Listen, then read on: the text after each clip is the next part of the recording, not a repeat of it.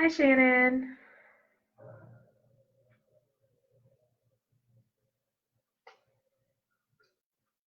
We'll give everyone another minute. I don't know if we'll be super popular tonight, seeing as it's spring break.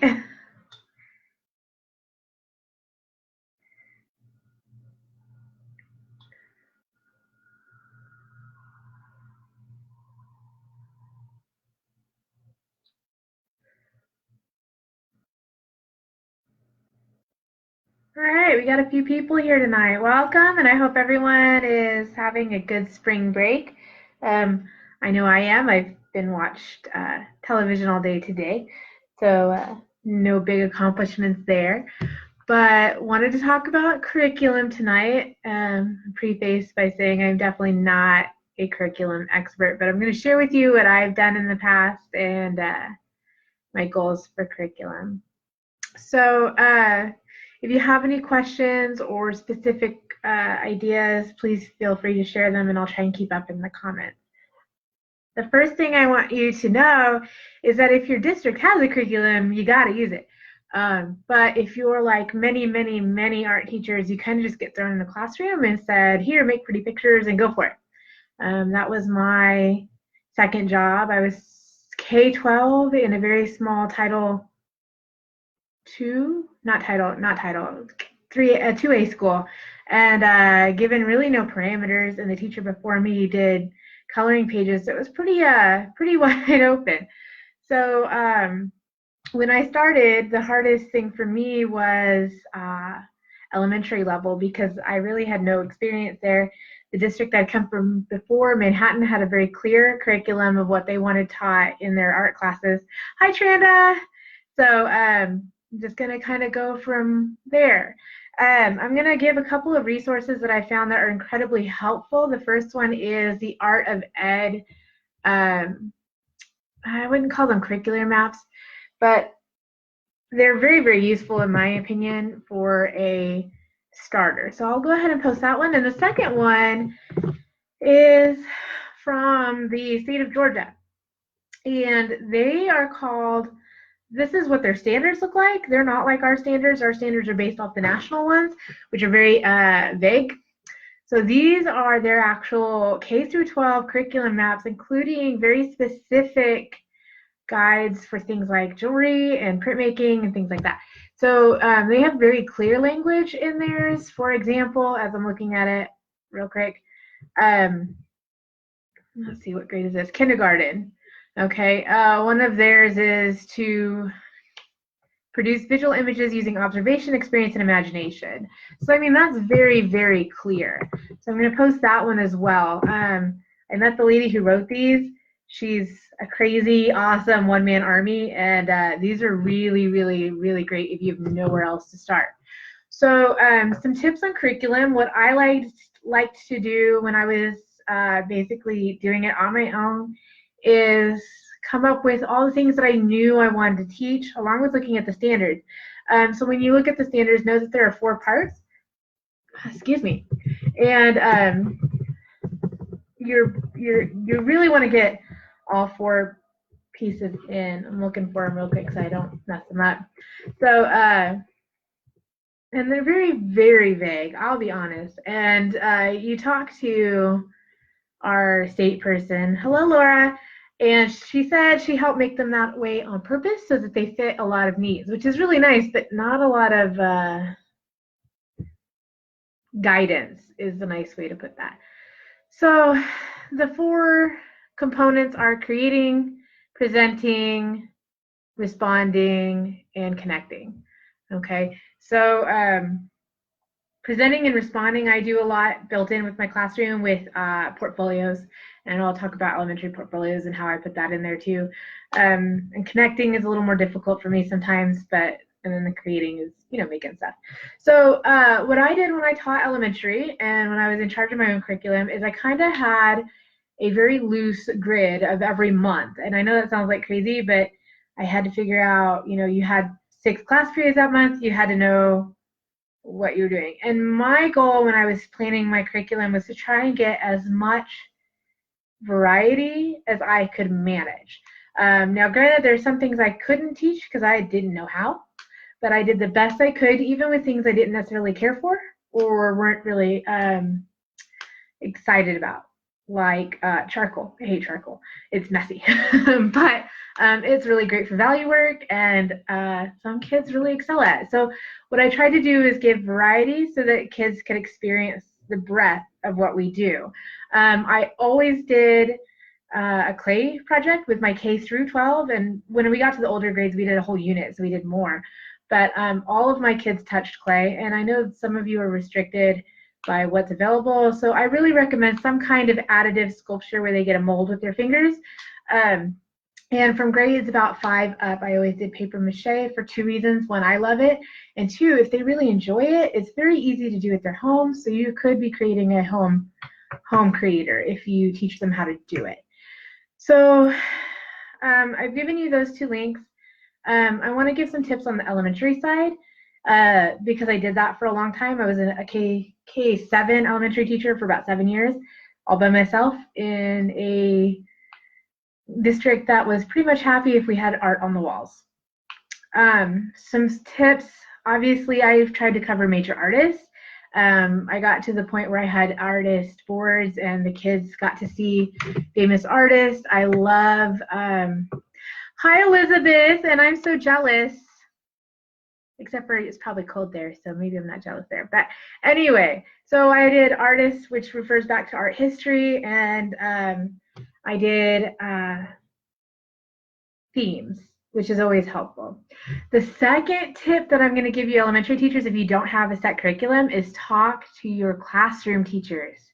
I was absolutely stunned, and this might be just me being ditzy, but I did not know that symmetry was a math thing for kindergartners. Hey, I'm teaching math, and I didn't even know it. And when we started talking to those elementary teachers, there were a lot of things like shape identification that is part of their math curriculum. And all of a sudden, you're looking really cool because you're backing up the math standards. I did this great unit with the 4th graders. It's all about flips and slides. So they would draw a picture on one side, they'd flip it over and trace it, and that was their math term for flipping. And then if they moved it side to side, that was a slide, and that is on the state assessment, or at least it was several years back when I taught it. So talk to your elementary teachers, because I was shocked at the things that I was teaching that I didn't know were math standards. Symmetry is not something I would have ever thought about in math. I mean, it makes sense now that I think about it, but it just wasn't really in the forefront of my mind. And I'm going to make a confession. I like holidays, so we did do a little bit of holiday art. Don't shoot me. I do love hand turkeys. Please don't turn off the screen from that, but you gotta love a hand turkey. Come on. Anyway, that's neither here nor there, but talk to your classroom teachers. You can also get ideas from them for subject. So I collaborated with my 4th grade teachers a lot because they had a lot to cover.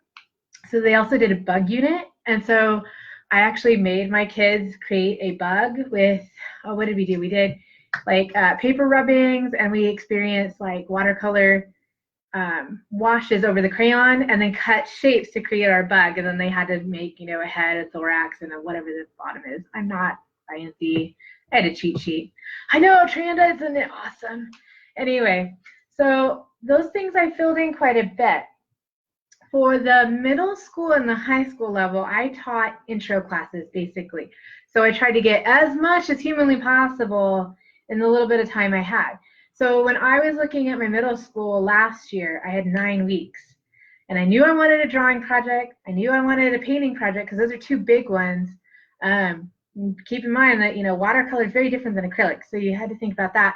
You had to get color in there somewhere. And there's some reasons for that, as I had only certain amounts of paint, and I made my kids mix their paint, so they had to know how to mix before they could do their painting. So we always did color theory first, and then when we got to paints and they knew how to mix the colors, hopefully, and then we also had mixable glazes when we did our clay project. So they took that knowledge with them, okay? When I taught consecutive grades, I would try to build upon what we had learned the previous year. So, kindergarten, first, second, they may only get primary, secondary colors and learn to mix those. and by third grade, intermediate colors, and then we're starting into values, and I mean, we would build upon that information. So a lot of my curriculum planning is ugly. I'm not ashamed to say that. It is a lot of sketches and notes and ideas from, hey, I've got 2 months left. How fast are my kids moving? What did I want to get done this year? So by no means is it a pretty spreadsheet. I mean, it could have been at one time, but it never ended up that way. So what I want to show you real quick is how I did it. This is going to be really rough because I don't have any way to show you paper sitting down. So I'm going to grab a piece of paper. Oh, Post-it notes. All right, so this is your favorite tool, at least my favorite tool, because I would put them in my book and then I can move them around. Yes, I still use paper planners. There's something about writing things down that I think is kind of important. So I would always write the month and the grade level. Okay, that's as simple as I got for brainstorming. And I mean brainstorming. This was literally idea generation.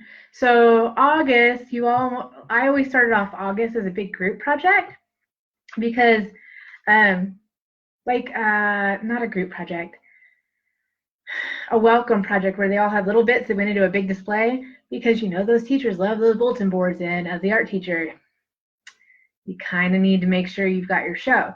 So I would always do, I would have all of my kids, K-12 or K-4, they were all in the same building, do the same thing. So one year it was all they decorated a crayon. Another year it was all they decorated a leaf. Little things like that for two reasons. One, it gave them something to jumpstart into, and I could evaluate their skills really quick on pen control, crayon control, where we were at, is anybody eating the crayons, things like that. So it gave me a lot of information. So then what you would do, at least what I would do, is I would build onto that. You can't see that. Okay, so it wouldn't have to be necessarily complicated. With my high school, I'm in a new situation I've never really had to deal with before, and that is working together with other instructors to create a curriculum, which is kind of interesting because we move at different speeds, which has become an interesting challenge. So right now we're about to start our game unit that is in our intro classes. But for my jewelry class and my ceramics class, I had a plan, and then my kids had a different plan, and it's been kind of a train wreck ever since. So you live, you learn, you try something different next time. But generally speaking, I really wanted all of my 3D kids to have basic hand building skills, and then I tried to get them on the wheel, and I think I rushed that a little bit. But anytime you're doing new curriculum or you've changed grade levels, you're going to have those hiccups. So if your curriculum isn't working, scribble it out or make adjustments. It's okay to not get everything done or to be perfect.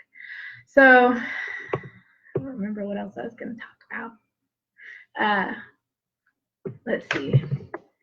So those are my big ones for, let's see, art curriculum.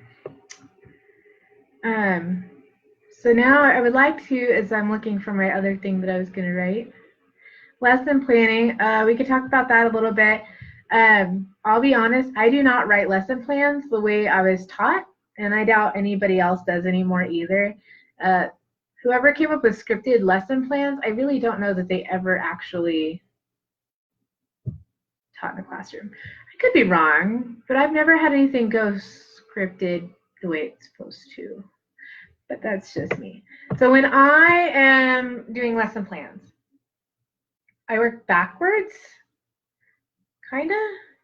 I know what the end product's going to be, and then I try to figure out what the steps are to start over. Okay, so especially when I first started teaching, especially elementary, I would go through and make the project at home for two reasons. My principal loved examples, which is kind of a double-edged sword. I didn't really care for that with my elementary kids so much. And two, it let me problem solve to see, oh, this is not as simple as I thought it would be. And that helped tremendously, especially with new projects. So if you are like, oh, let's try this marker on aluminum foil thing. Yeah, that only works with Sharpies. I will tell you that now. So don't do what I did and just wing it. So my lesson plans very much, when they have to be proper lesson plans for principals, generally speaking, your step-by-step instructions or general daily plan. So for example, day 1 would be like your intro and general directions. Day 2 and 3 might be working time. Day 3 is portfolio day and review. Okay, so I don't write super detailed lesson plans. Some people really love that. I just don't. Whether that's good, bad, or ugly, I'm not sure. But there you have it. I'm trying to find what I'm looking for. So the thing about curriculum, at least from my experience, I've only been in 2 schools that actually had written curriculum. Well, actually, now that I think about it, I didn't see a written curriculum in my first district. It was just already kind of there because that's what they had taught before. I'm not sure if it was written down anywhere. But my current district has a very broad curriculum. So they have ideas you want to hit, but it's not like you need to teach butterfly symmetry in kindergarten week 3. It all kind of depends on your teaching style or the teaching style of the people who created the curriculum. So the two resources that I posted are actually really great for those kind of brainstorming, problem solving. You can pick and choose and then kind of go from there. So I've talked for about 20 minutes and I don't so if anybody's got a question or would like to talk, this would be the great time to do that. So like I said, I'm not an expert, but that's what I do for my curriculum. And we are just getting started. Actually, we talked last week about revisiting our curriculum in our district. So we will probably be redoing it this summer. Yay! So anybody got questions? I know there's only a few of you here tonight because we're all enjoying spring break. So we can talk about it. I'm glad Tranda likes holiday art. I like me some holiday art. One of my favorites was we had strips of green paper for the kindergartners, and one of their math things is to line things up by size, smallest to biggest.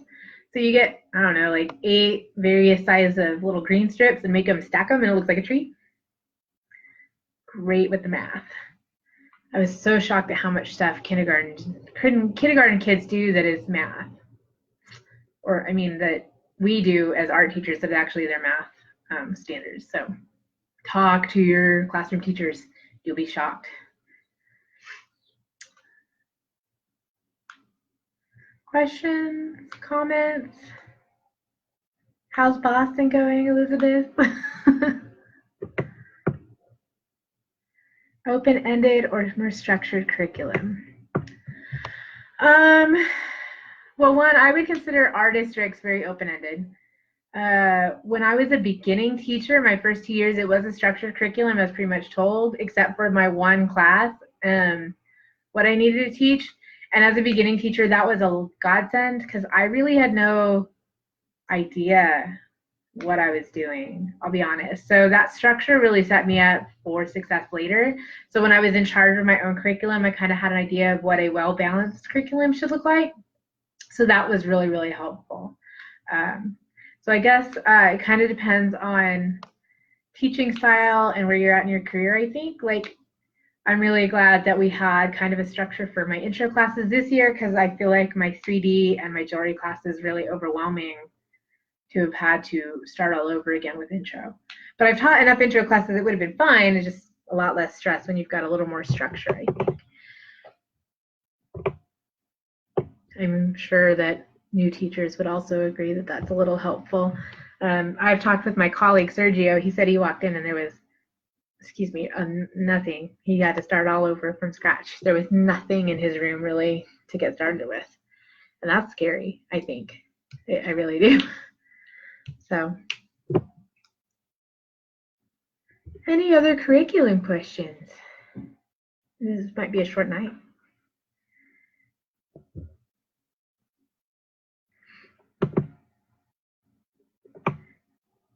And I do think curriculum maps are important. kind of nice to have that organized in a way that you can see it visually. We are visual people, visual arts.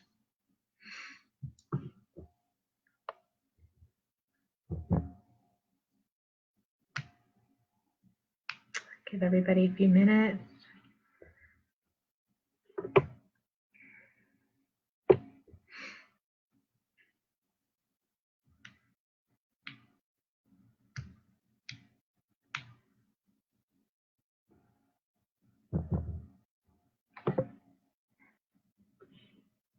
Of course, I always like to ask other teachers what they do. When I got my jewelry classes, I asked 2 or 3 teachers that I know teach jewelry. I don't know if Linda's still on, but she sent me a bunch of stuff that was really helpful, and along with Sonda Copeland sent me a bunch of stuff too, because good golly, where do you start? And sometimes your curriculum or what you plan is limited by what your supplies are. So, I mean, that's just the reality of it. I mean, can't teach fire clay or, actual ceramics if you don't have a kiln. You can teach alternatives though. Air dry clay, kind of fun.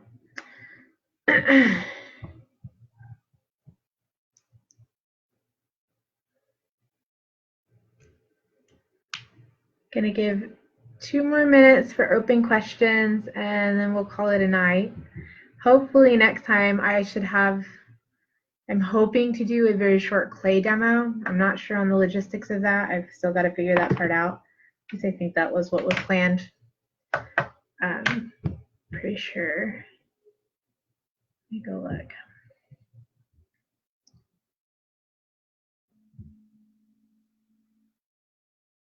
Should be here somewhere.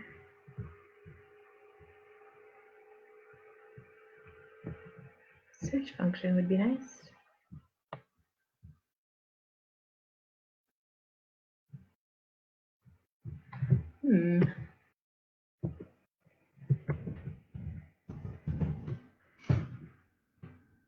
Nope, here we go. Yeah, so next week is supposed to be a clay lesson. I'm really hoping to get that figured out. I've got to get a camera that can look over what I'm doing. So we'll see. 1 more minute. I know this is a short one, but it's spring break, guys. Woohoo! Now we got some experienced teachers. If you guys want to share your thoughts, I'm definitely not the only voice in the choir.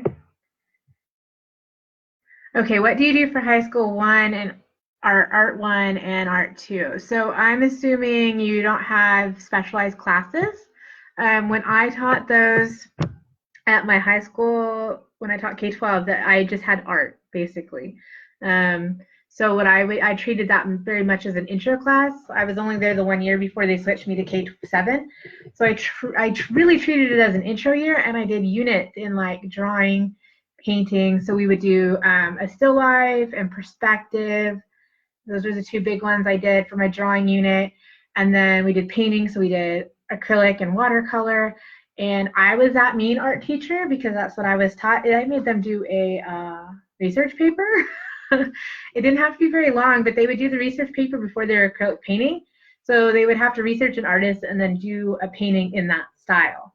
I will warn you, if you decide to be that teacher, grading papers is not fun, and I feel bad for all English teachers because that's ridiculous. But it was good experience for the kids because they really got to see an artist and research them, and we had some really interesting paintings. So then we would do a clay unit. So we would do 3 types of hand building. I made them do a pinch pot, a clay box, and a coil pot because they had never touched clay before. And then what else did we do? I make all my kids do paper mache because I feel like sometimes it's the redheaded stepchild of art world, and I don't know why, because it's really flexible, it's really cheap, and you can do some really, really cool stuff with it. So I made my kids do that. There's some stuff I'm missing. I know that wasn't my whole year. We always did watercolor, and I was in a very rural school, so these kids had not had a lot of art before me. So Had I stayed, what I would have done is just built on previous years and just kept building it from there. I know that the woman who's teaching there now, Bambi Freeman, she does an amazing job, and I think she does kind of that, but they get a lot more choice. But this is her second year there, so I'm not sure how different it is from the first year to second year. So I'd be very curious to know that. I do that in ceramics 1. Oh, so you have ceramics 1. Yeah. So I guess my question is your art 1 and art 2 supposed to be intro classes? Is ceramics a standalone? Do they have to take art 1 to get into ceramics? Because they do in my school. They have to take intro before they're allowed in ceramics. That's why we do 2 clay projects in our intro class. We do a sculptural 1 and a functional 1. What did we do? We did mugs. A long day already. I don't remember what we did Fabergé eggs, which is a lesson I stole from my friend in Nevada, which is awesome. It was really cool. So that would be my question. Our intro classes were set up to be kind of a buffet of all of our advanced classes. So we were trying to get a little bit of everything that we offered in those classes. So that was our intro, trying to get that. And when I taught middle school, it was just try to get some real good basics like color theory and drawing, some drawing skills, value, basic clay work, because our kids in our district don't touch clay until 7th and 8th grade, and they're so excited about it. So I also did a little bit of graphic design, computer work with them because they all have Chromebooks. So any other questions? Try to answer them. And hi, Kate, we see you.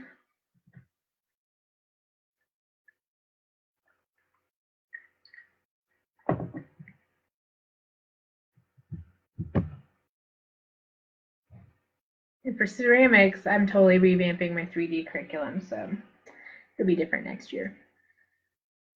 Full show. Any other questions? Would anybody like to give advice? Found what's worked for them? Tranda says she likes the open-ended. I do too. I don't necessarily like being dictated what I have to teach. I mean, we got a little bit of that, but it's very, very open-ended. Nope, another comment.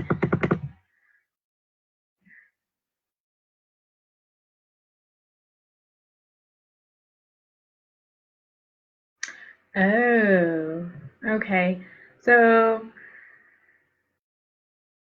are you asking if I cover the elements and principles directly? We go over them. And we definitely use them in our vocabulary.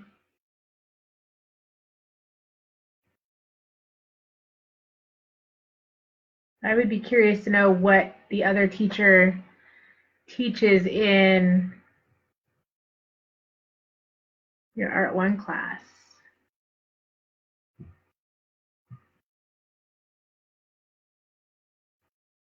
So far this year, I can tell you what we've done. And I've had to throw some more stuff in because I push my kids a little harder than my cooperating or partner teacher because I'm mean like that. So what we've done this year, we did a collage project. No, I do not base all my projects on the principles or elements. We use them as supporting vocabulary. I don't know if you were at state conference this year. We had a speaker, Cindy Todd. She was awesome. She told us honestly that there are more and more people out in the workforce and hiring graphic designers and graphic artists and people who want artists. They're saying kind of cut back on the direct teaching of principles and elements. Like it's getting so, I'm trying to think of the word.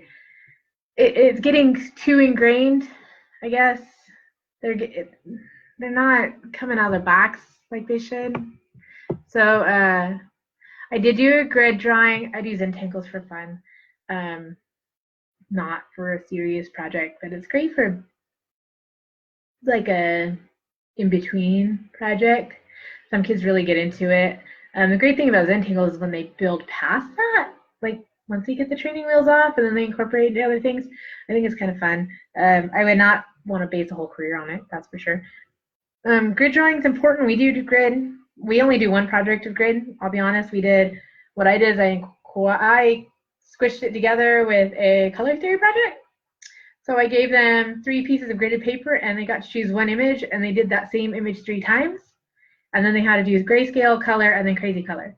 So they had to do grayscale, which is their value study, and then they had to do a straight painting of the actual colors, which was kind of interesting because they found out pretty quick it was hard to match colors. And then they got to do whatever they want. So we ended up with some purple raccoons and things like that. It was kind of fun.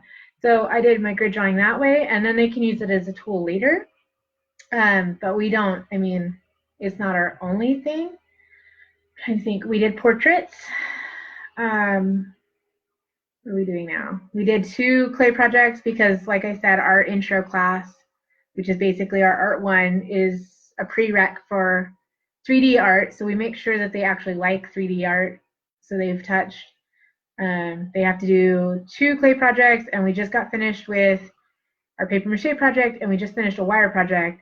And one of our pieces of curriculum is we have to do a product and graphic design kind of component. So we're actually going to be building a game, and we're gonna talk about how they can use all their previous experiences with clay and paper mache and wire and painting and drawing to build this all-encompassing game. And hopefully it's going to work. I've never taught this unit before, so we'll see. That would be definitely a conversation. I don't know how big your school is, but guessing you've got 2 teachers at your high school. Does your district have a set curriculum, or is it kind of just do what you want?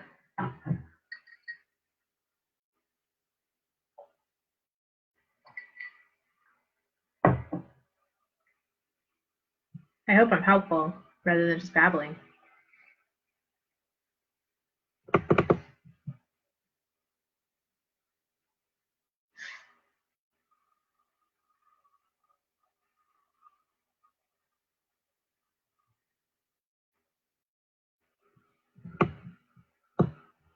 Any other questions?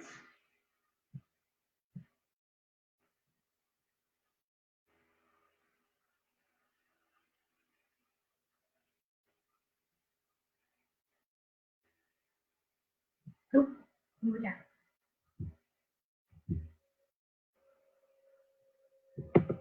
Yeah, that vocabulary is, they don't want to use it. My high schoolers, well, you know, you gotta just kind of make them. Yeah, no, I think it's good vocabulary in talking about art, for sure. All right, we'll give everyone another minute and then we'll call it a night if nobody has any other questions.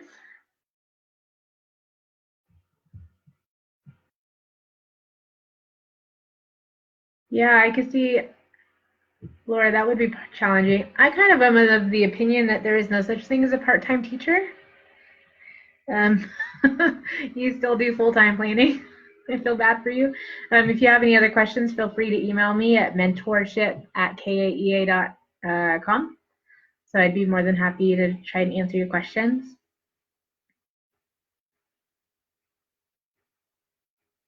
And those 2 links that I sent, they're really actually nicely structured. So especially the Art of Ed one.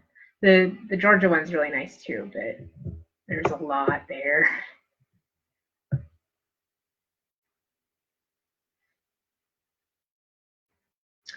All right. Well, we're going to call it an evening, and I hope everyone enjoys their spring break. If you're tuning in from Boston, stay warm. Don't have too much fun. And we'll see you hopefully in 2 weeks if I can get the logistics of the clay demo worked out. All right. Have a good one. Maybe.